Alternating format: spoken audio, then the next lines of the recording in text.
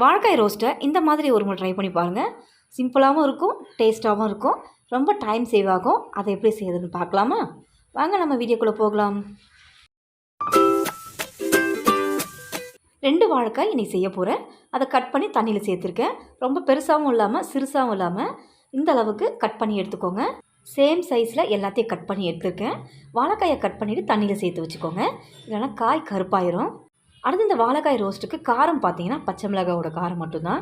நான் 2 பச்சை மிளகாய் இந்த அளவுக்கு ஸ்லைஸாக கட் பண்ணி எடுத்துருக்கேன். நல்லா காரம் இறங்கி வரும் இந்த மாதிரி கட் பண்ணிங்கன்னா. இது கூடவே ஒரு பெரிய சைஸ் வெங்காயம்.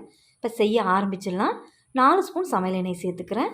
சேர்த்துட்டு 1 ஸ்பூன் அளவுக்கு கடுகு உளுந்து சேர்த்து நல்லா பொரிஞ்ச பிறகு 1 ஸ்பூன் கடலைப்பருப்பு நல்லா இதை செவக்க விட்டுக்கலாம்.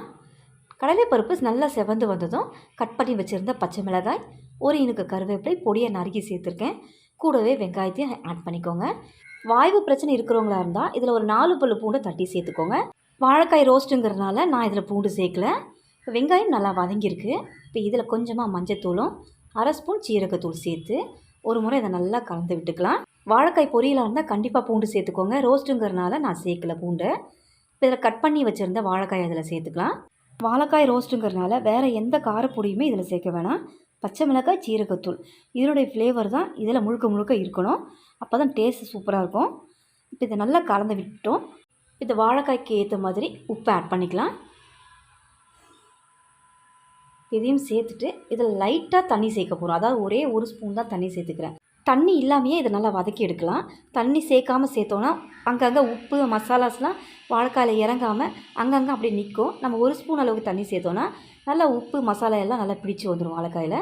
இப்போ மூடி வச்சிடலாம். 3 நிமிஷம் தான் மீடியம் தீயில் வச்சு இதை எடுத்தோன்னா அந்த தண்ணியெல்லாம் சுத்தமாக வற்றி நல்லா ரோஸ்ட் ஆகி வந்திருக்கு பாருங்கள். இப்போ வாழைக்காய் வெந்திருக்காங்கிறத பார்க்கலாம்.